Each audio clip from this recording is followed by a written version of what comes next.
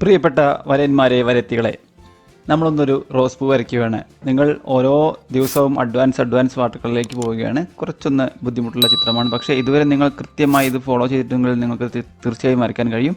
അപ്പോൾ ഇതിൻ്റെ ഡ്രോയിങ് നിങ്ങൾക്ക് ഡിസ്ക്രിപ്ഷനിൽ നിന്ന് ഡൗൺലോഡ് ചെയ്യാം. സ്കെച്ചിങ് കഴിഞ്ഞതിന് ശേഷം സെൻറ്റർ ഭാഗത്തുള്ള ഒരു ഭാഗമാണ് വരയ്ക്കുന്നത്. കാണാം, ഓരോ ഇതളും വരയ്ക്കുന്നതിന് ഇടയിൽ കുറച്ചൊന്ന് ഗ്യാപ്പ് വിട്ട് ചെയ്യുന്നുണ്ട്. ഹൈലൈറ്റ് പ്രധാനപ്പെട്ടതാണ് മുകൾ ഭാഗത്ത്. താഴേക്കെത്തുമ്പോൾ കൂടുതൽ ഡാർക്ക് നിറങ്ങൾ ഉപയോഗിക്കണം. ഇവിടെ ബ്രഷ് ഉപയോഗിക്കുന്ന രീതിയും വെള്ളം ഉപയോഗിച്ച് അതിന് ലൈറ്റാക്കുന്ന രീതിയും എല്ലാം നിങ്ങൾ ശ്രദ്ധിക്കണം. ഒരു ഇതിൽ നിന്ന് തന്നെ പല സ്ഥലങ്ങളിലും പല ലൈറ്റും ഷെയ്ഡും ഉണ്ടാവുന്നത്. അപ്പോൾ അതിനനുസരിച്ച് വേണം ബ്രഷ് ഉപയോഗിക്കാൻ. വെളിച്ചം വരുന്നത് ഇടതുഭാഗത്ത് നിന്നാണ്, അപ്പോൾ ആ സൈഡിലാണ് കൂടുതൽ ലൈറ്റ് നിറങ്ങൾ വേണ്ടത്. ഒരേ സമയത്ത് തന്നെ ഡാർക്ക് നിറവും ലൈറ്റ് നിറവും ഉപയോഗിക്കുന്നത് എങ്ങനെയാണെന്ന് കാണിക്കുന്നത്. അതായത് ആദ്യം ഡാർക്ക് നിറം കൊണ്ട് ഡാർക്ക് വരുന്ന ഭാഗം വരയ്ക്കുകയും ലൈറ്റ് വരുന്ന ഭാഗത്തേക്ക് അതിനെ വെള്ളം ചേർത്ത് സ്പ്രെഡ് ചെയ്തെടുക്കുകയാണ് ചെയ്യുന്നത്. ഉണങ്ങുന്നതിന് മുമ്പ് ചില ഭാഗങ്ങൾ വീണ്ടും ഡാർക്ക് ചേർക്കുന്നുണ്ട്. അതൊക്കെ വെറ്റ് ഓൺ വെറ്റ് രീതിയാണ്. നിങ്ങൾ വെറ്റ് ഓൺ വെറ്റ് എങ്ങനെ ചെയ്യാമെന്ന് ഞാൻ വീഡിയോ ചെയ്തിട്ടുണ്ട്.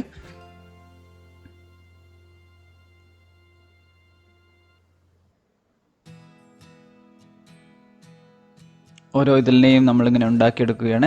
ഹൈലൈറ്റുകൾ വിട്ടത് നിങ്ങൾക്ക് കാണാം. ചില ഭാഗങ്ങൾ ഡാർക്കാണ്, ചില ഭാഗങ്ങൾ വെള്ളം ചേർത്തതിനെ ഡൈല്യൂട്ട് ചെയ്ത് സ്മൂത്താക്കി കൊണ്ടുവരുന്നു. താഴേക്കെത്തിയപ്പോൾ കൂടുതൽ ഡാർക്ക് നിറം വേണ്ട ഭാഗത്ത് കുറച്ചുകൂടി ബ്ലൂ ചേർത്ത് വയലറ്റാക്കി അതിനെ ഉപയോഗിക്കുന്നു. കുറച്ചുകൂടി ക്രിംസൺ റെഡ് ചേർക്കുന്നു, കട്ടിയിൽ ഉപയോഗിക്കുന്നു. ഈ ഭാഗത്ത് ഒട്ടും വെളിച്ചം വീഴാത്ത താഴ്ഭാഗമാണ്. ഇനി ഇതിനെ നമുക്ക് ഡീറ്റെയിൽ ആക്കി എടുക്കേണ്ടതുണ്ട്.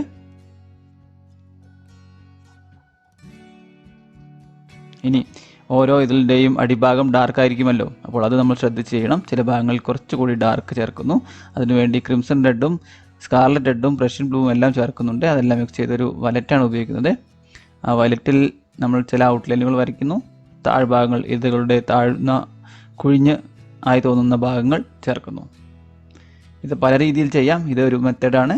പല രീതിയിൽ നമുക്കതിനെ കൊണ്ടുപോകാം. അപ്പോൾ ഈ രീതി നിങ്ങൾ പഠിച്ചു കഴിഞ്ഞാൽ നിങ്ങൾക്ക് പല രീതിയിലും ഇനി ചെയ്യാൻ കഴിയും. മുകൾ ഭാഗത്തും ചില ഡാർക്ക് നിറങ്ങൾ ചേർക്കുന്നുണ്ട്. ഇപ്പോൾ ഏകദേശം ഇതളുകൾ പൊങ്ങി നിൽക്കുന്നത് പോലെ നിങ്ങൾക്ക് കണ്ടു തുടങ്ങിയിട്ടുണ്ട്. ഓരോ ഇതളുകളും തെളിഞ്ഞ് വരുന്നത് നിങ്ങൾക്ക് കാണാം. ചെറിയ ലൈനുകളും ഡോട്ടുകളുമാണ് ഇടുന്നതെങ്കിലും അതെല്ലാം ഓരോ ഇതിലിനെയും ഇങ്ങനെ വേർതിരിച്ച് കാണിക്കാൻ വേണ്ടിയാണ് ചെയ്യുന്നത്. മുകളിൽ നിൽക്കുന്ന ഇതളിൻ്റെ നിഴലും നമ്മൾ ഇതേ രീതിയിൽ തന്നെയാണ് വരയ്ക്കുന്നത്. താഴ്ഭാഗത്ത് ഏറ്റവും കൂടുതൽ ഡാർക്കായ ഭാഗം വരച്ചു.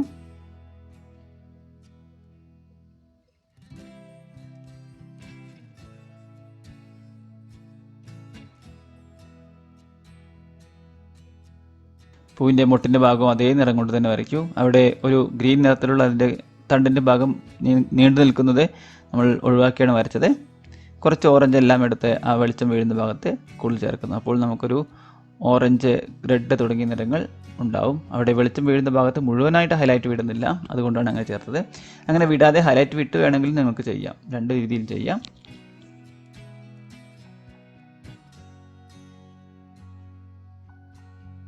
റെഡ് ആൻഡ് ഗ്രീനും അൾട്രാമറൈൻ ബ്ലൂവും സ്കാർലറ്റ് റെഡും മിക്സ് ചെയ്ത് ഡാർക്ക് നിറം നല്ല കട്ടിയിൽ അതിൻ്റെ താഴ്ഭാഗത്ത് ഡാർക്കായി വരുന്ന ഭാഗത്തുള്ള ഞെട്ടും അതിൻ്റെ ആ ഒരു ഭാഗവും വരയ്ക്കുകയാണ്.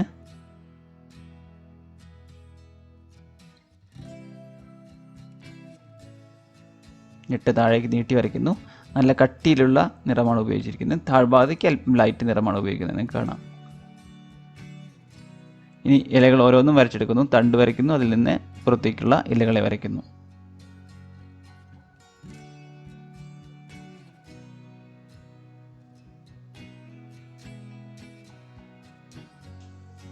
ഡാർക്ക് ഇലകളെ വരച്ചു. അതിലൽപ്പം യെല്ലോ മിക്സ് ചെയ്ത് ലൈറ്റായ ഭാഗം വരയ്ക്കുന്നു.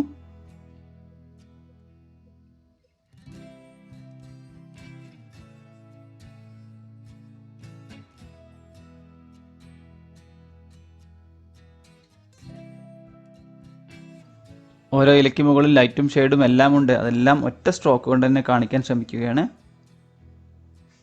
നിങ്ങൾ ഇതുപോലെ ശ്രമിച്ച് നോക്കുക. വൺ സ്ട്രോക്ക് പെയിൻറ്റിംഗ് എല്ലാം ചെയ്ത് ശീലിച്ചവർക്ക് ഇത് ഈസിയായിട്ട് ചെയ്യാൻ കഴിയും.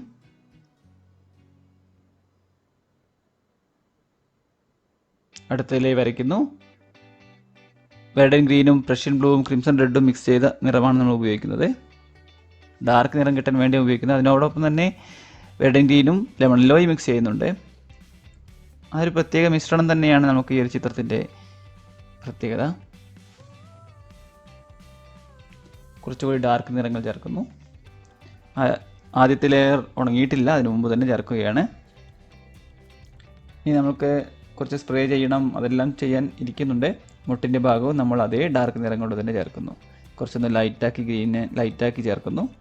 മുട്ടിൻ്റെ മുകളിലേക്കുള്ള ആ ഒരു ഞെട്ടിൻ്റെ ഭാഗം വരയ്ക്കുന്നു. ഇനി വെള്ളം നനച്ചതിന് ശേഷം കുറച്ച് റെഡ് എടുത്ത് ഒന്ന് പരത്തുന്നു. നമ്മളെല്ലാ പെയിൻറ്റിങ്ങും ചെയ്യാറുണ്ട്. നിങ്ങൾക്ക് അങ്ങനെ ചെയ്യണമെന്ന് നിർബന്ധമില്ലെങ്കിൽ ചെയ്യേണ്ട ആവശ്യമില്ല, നിങ്ങളുടെ ഇഷ്ടത്തിനനുസരിച്ച് ചെയ്യാം. കളർ ഉപയോഗിക്കുന്ന രീതിയാണ് നിങ്ങളിവിടെ പഠിക്കുന്നത്. ലൈറ്റായാണ് കളറുകൾ ഉപയോഗിക്കുന്നത്. ഇപ്പോൾ കുറച്ചൊന്ന് പരത്തിയെടുക്കുകയാണ്.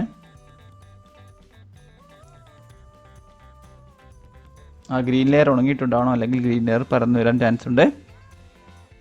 കുറച്ച് ലെമൺ യെല്ലോ എടുത്ത് അതിനൊപ്പം തന്നെ ചേർക്കുന്നു, പരത്തിയെടുക്കുന്നു.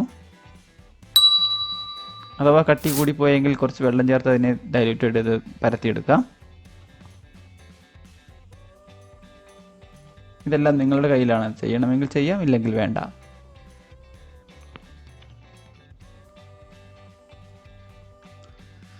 ഇനി നമ്മളുടെ സ്പ്രേ ചെയ്യുന്ന ആ ഒരു പരീക്ഷണമാണ്. അതും അതിനൊപ്പം തന്നെ ചേർക്കുമ്പോഴാണ് അതിന് ചന്തം കൂടുന്നത്. കുറച്ച് റെഡ് ഗ്രീനും കുറച്ച് ലെമൺ യെല്ലോയും എല്ലാം ചേർക്കുന്നു. റെഡ് പരന്നിരിക്കുന്ന ഭാഗത്ത് കുറച്ച് റെഡ് ചേർക്കുന്നു. അങ്ങനെ നമ്മളുടേതായ വാട്ടർ കളർ രീതിയിലേക്ക് അതിനെ കൊണ്ടുവരികയാണ് ചെയ്യുന്നത്. അപ്പോൾ ഈ വീഡിയോ നിങ്ങൾക്ക് ഇഷ്ടപ്പെട്ടാൽ നിങ്ങൾ സബ്സ്ക്രൈബ് ചെയ്യണം. അടുത്ത വീഡിയോയ്ക്ക് വേണ്ടി വെയിറ്റ് ചെയ്യണം. നിങ്ങളുടെ ചിത്രങ്ങളുടെ ഗാലറി എൻ്റെ ഫേസ്ബുക്ക് പേജിലുണ്ട്. നിങ്ങൾക്ക് താഴെയുള്ള ഡിസ്ക്രിപ്ഷനിലുള്ള ലിങ്കിൽ പോയി കാണാം. അപ്പോൾ എല്ലാവർക്കും വേണ്ടി ഷെയർ ചെയ്യുക. നമുക്ക് കുറച്ച് ദിവസം കൂടിയേ ഉള്ളൂ, പകുതി ദിവസം നമ്മളുടെ കഴിഞ്ഞു. അപ്പോൾ നമുക്ക് 25 ദിവസം കൂടിയുണ്ട്. നമ്മളത് ചെയ്യുന്നതാണ് തീർച്ചയായും. എല്ലാവർക്കും ഞാൻ ചെയ്തു കഴിഞ്ഞു. തീർച്ചയായും ഒപ്പം ഉണ്ടാവണം. ബൈ.